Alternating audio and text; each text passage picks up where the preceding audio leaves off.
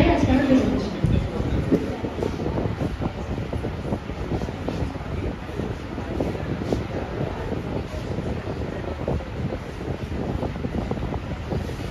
তো আমরা এই শ্রেণীবিভাগ সম্বন্ধে জানার বা ভারতীয় মাটির সম্বন্ধে কেন জানবো বা আমাদের এটা জানার প্রয়োজনীয়তা বা উদ্দেশ্য বা কি হবে।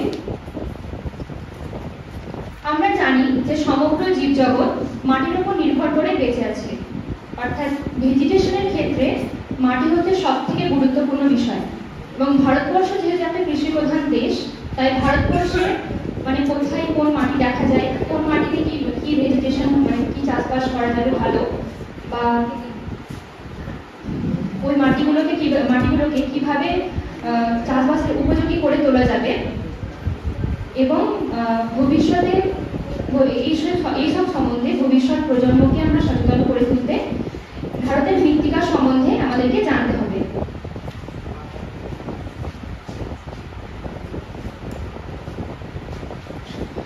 তো আমেরিকা যুক্তরাষ্ট্রের ইউএসডিএ অর্থাৎ United states department of agriculture, এই সংস্থা সমগ্র পৃথিবীর মাটিকে 12টি বর্গে ভাগ করেছে। তো এই 12টি বর্গ অনুযায়ী ভারতের আইসিআর সংস্থা ভারতের মাটিকে মোট 8টা ভাগে ভাগ করেছে। তো এখন আমরা ইউএসডিএ যে মাটির বর্গের যে ভাগগুলো ছিল সেগুলো একটু দেখে নেব। প্রথমে হচ্ছে এরিডি সয়েল। এরিড কথার অর্থ হচ্ছে মরুভূমি, অর্থাৎ আমরা এই মাটির নাম থেকে জানতে পারছি যে এই মাটি সাধারণত মরুভূমি অঞ্চলে, অর্থাৎ যেখানে অতিরিক্ত শুষ্ক আবহাওয়া সেই সব অঞ্চলে মাটি দেখা যাবে। এই মাটিতে হিউমাস অর্থাৎ জৈব পদার্থের পরিমাণ স্বভাবতই কম হবে, যেমন সোলার চাক মাটি। তারপর হচ্ছে আলফি সয়েল। এই আলফি সয়েল মাটিতে অ্যালুমিনিয়াম এবং ফেরাস অক্সাইড এই মিনারেলগুলো দেখা যায়, এবং এই মাটির বর্ণ হয় ধূসর থেকে বাদামি বর্ণের, যেমন চারনোজে।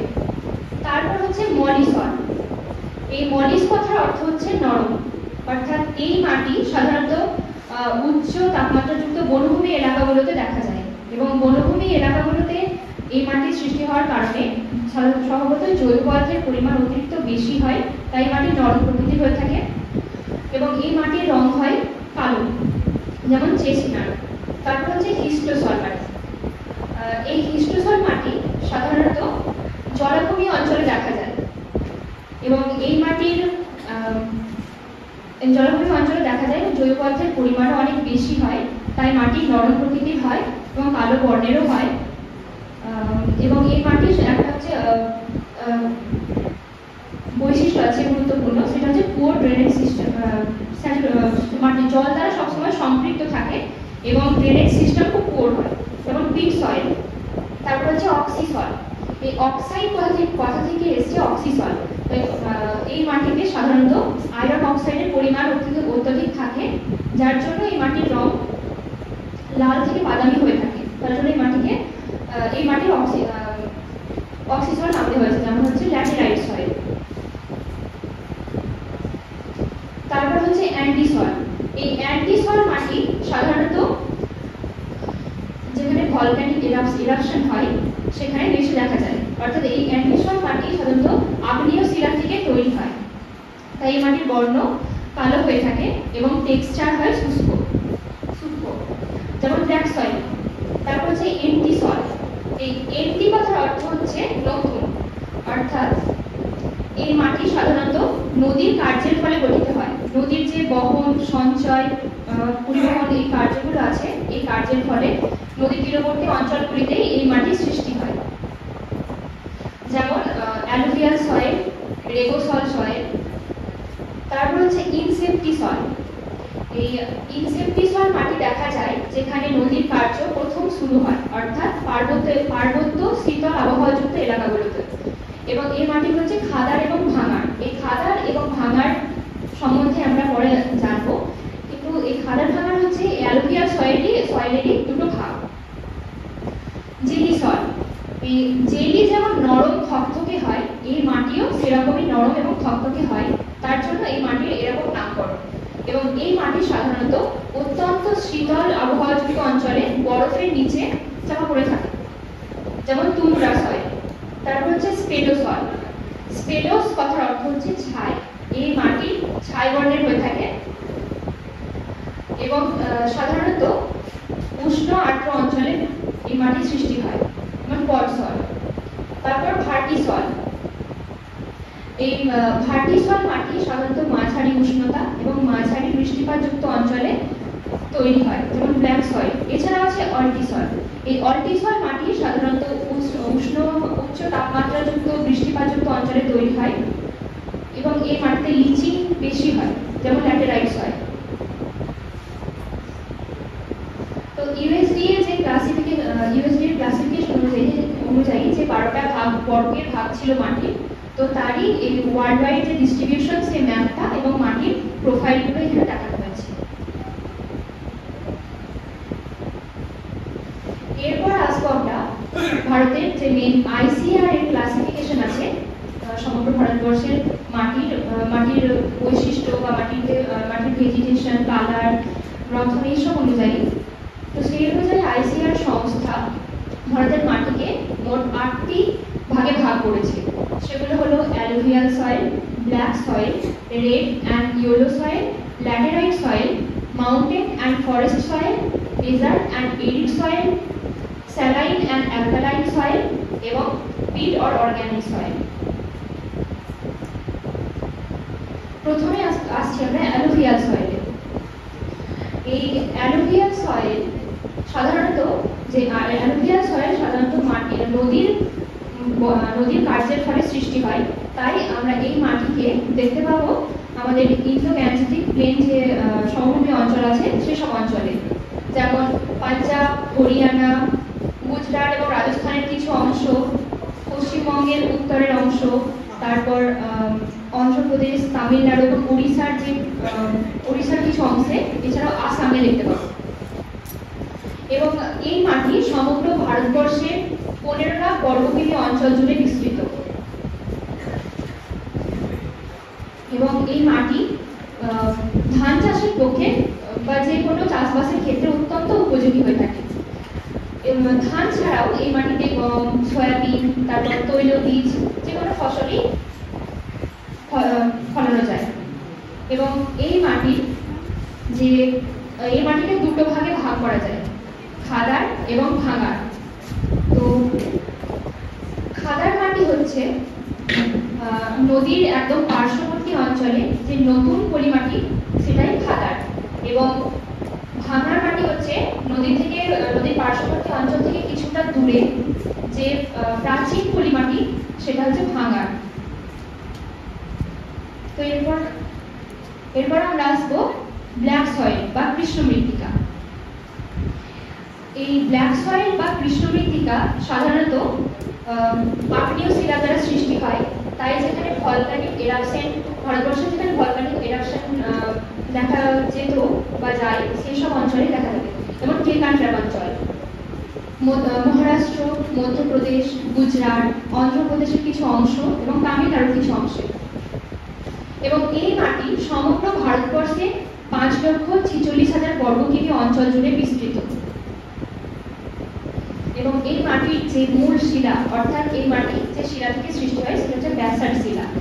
এবং ব্যাসাল্ট শিলা থেকে সৃষ্টি হওয়ার কারণে মাটির গঠন খুব ফাইন টেক্সচার হয়। এবং এই মাটিতে লাইম, আয়রন, ম্যাগনেসিয়াম, অ্যালুমিনিয়াম এই যে মিনারেলসগুলো আছে এগুলো লক্ষ্য করা যায়। এবং এর মাটির সব থেকে একটা গুরুত্বপূর্ণ বৈশিষ্ট্য হচ্ছে এই মাটিকে রেগুর বা ব্ল্যাক কটন সয়েল বলা হয়। এর কারণ এই মাটিতে তুলোর চাষ খুবই ভালো হয়। এবং এই তুলো ছাড়াও মিলেট, তারপর তামাক, তারপর আখ, এছাড়াও ভেজিটেবলস, ফল, এইসব সবকিছুই চাষ করা হয়। এরপর আসছি আমরা ল্যাটেরাইট সয়েল। তো এই ল্যাটেরাইট সয়েল আমরা সাধারণত পশ্চিমবঙ্গের রাঢ় বাংলা অঞ্চলে দেখতে পাই। এবং এই মাটি যে মূল একটা বৈশিষ্ট্য আছে সেটা হচ্ছে এই মাটিতে জল যোগ করা হলে মাটি অত্যন্ত নরম হয়ে যায়, কিন্তু মাটিতে যখন শুকনো হয় তখন মাটিটা অত্যন্ত শক্ত হয়। তাই এই মাটিকে সাধারণত ইট তৈরির কাজে লাগানো হয়। এই কারণে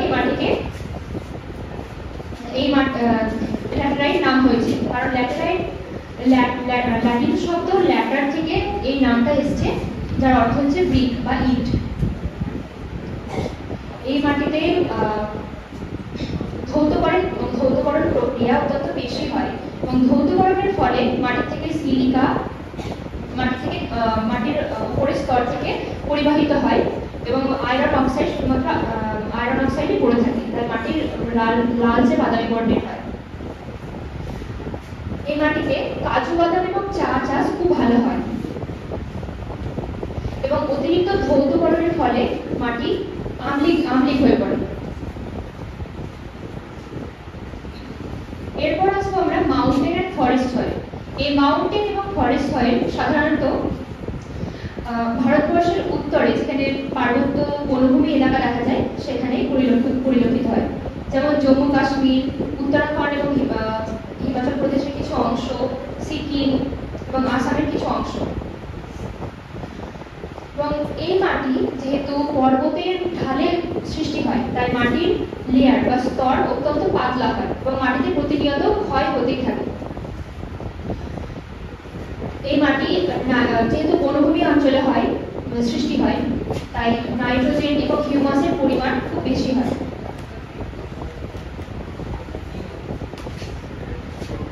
এরপর হচ্ছে ডিজার্ট অ্যান্ড এরিড সয়েল।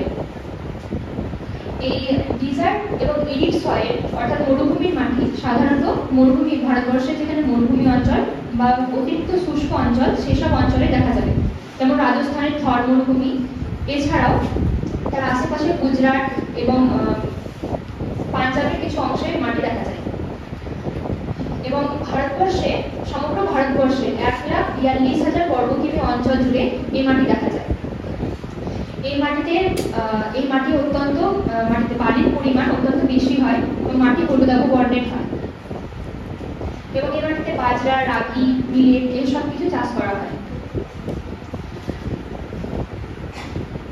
যেমন সোলান চাল মাটি। এরপর হচ্ছে স্যালাইন এবং অ্যালকালাইন সয়েল অর্থাৎ লবণাক্ত এবং ক্ষারীয় মাটি। এই মাটি সাধারণত দেখা যায় সুন্দরবন এবং অন্ধ্রপ্রদেশ, তামিলনাড়ুর কিছু কোস্টাল এলাকাগুলোতে, এছাড়াও পাঞ্জাব এবং হরিয়ানার কিছু অংশে। পাঞ্জাব হরিয়ানার অংশে আমরা জানি যে যখন সবুজ বিপ্লব হয়েছে তখন সেখানে অতিরিক্ত ভৌমজল উত্তোলনের ফলে যে ভৌমজলে অবস্থিত মিনারেলস গুলো মাটির সঙ্গে মিশে মাটিকে ক্ষারকীয় লবণাক্ত করে তুলেছে।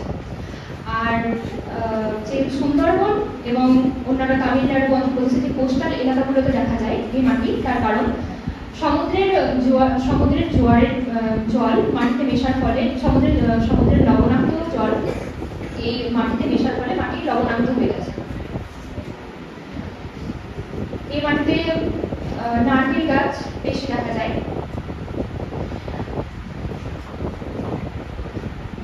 এরপর হচ্ছে পিট অ্যান্ড অর্গানিক সয়েল। কেরালার আলেপ্পি ডিস্ট্রিক্ট এবং উত্তরাখণ্ডের আলমোড়া ডিস্ট্রিক্টে এই মাটি দেখা যায়।